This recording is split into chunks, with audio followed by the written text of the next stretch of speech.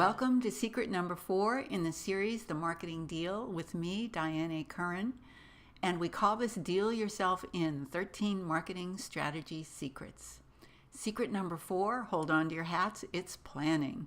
Many entrepreneurs and small business owners leave this sentence unfinished. If I only knew what I was getting myself into. As much as they want to avoid failing, they're wired even more strongly to avoid planning. Yet without a simple numbers-based plan, your business can head where you never wanted to end up. It doesn't fit your vision, it doesn't match your mission, you're overworked, you're stuck, and you're too often unprofitable. Sounds terrible, doesn't it? After all, we got into business to serve people with the passion for that which we're experts in, which we care about, and which makes a difference in our lives and theirs. But you need to add structure to passion. And using numbers to accelerate your sales and profitabilities makes that difference.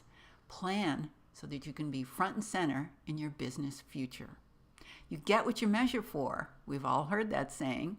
So consider these planning timeframes to support you and stay focused and ahead of plan. So for each of the planning timeframes here, I'm going to give you the name of the time frame and the little 3-letter abbreviation, but I'm also going to give you 3 levels that you can consider taking on for yourself to achieve the results that are a fit for who you are and where you want your business to go. So the first is to have an annual plan. It's YTD, year to date. So if you want to climb, set your sales and revenues and gross margin targets and actually get them there and clear for yourself in writing. If you want to rise, stretch your year-to-date targets 10 to 25% higher than what you think you can achieve.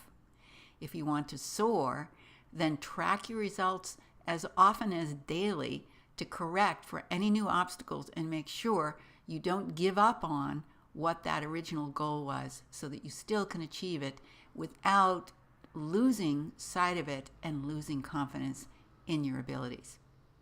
So the next time frame is a quarterly review. It's your quarter-to-date results, or QTD. So if you want to climb, compare your quarterly results to date to industry cycles. Take a look at what others are doing in your industry. What's the norm? Make sure that you're not below that, and make sure that you correct if you are. Rise. If you want to rise, stretch those targets that you've created 10 to 25% higher. Once again, if you stretch the targets, you'll surprise yourself often with what you can accomplish. If you want to soar, then accelerate so that you gain 90% of your quarterly targets in 60 days, not 90 days. Now that's a stretch, but what's great about it is that it gives you a sense that you're going to meet your goals and plenty of room to experiment, try new things, and more than meet your goals, soar above your goals. How exciting, right? So a monthly review is the next time frame to take a look at it. Month date, or MTD.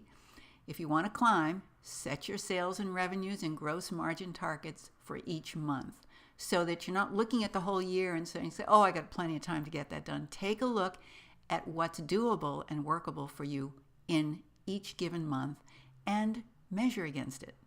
If you want to rise, compare your quarterly target to date results to industry leaders. What I mean by that is take a look at the 3-month period that you're working in right now and see what industry leaders are doing. Get a feel for how the industry as a whole is going and adjust accordingly. If you want to soar, then you're going to go for that 90% again. Accelerate to get 90% of your month-to-date target in only 3 weeks, giving you that 4th week to congratulate yourself, pay attention to what's next, seize a new opportunity, and really make the numbers work for you. You can see I'm getting a little bit animated here. I got to tell you, for someone who's pretty darn right-brained, and I've got the test to prove it, I have found that spreadsheets make counting fun. And they actually give me something to measure myself against so that I'm not kind of wondering how I wound up where I wound up at the end of the month or the quarter or the year.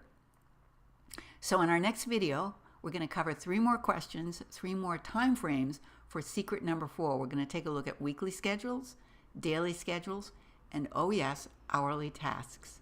Your comments are always appreciated, and if you'd like to learn more about our work, please come visit us online at themarketingdeal.com. Thanks for joining us.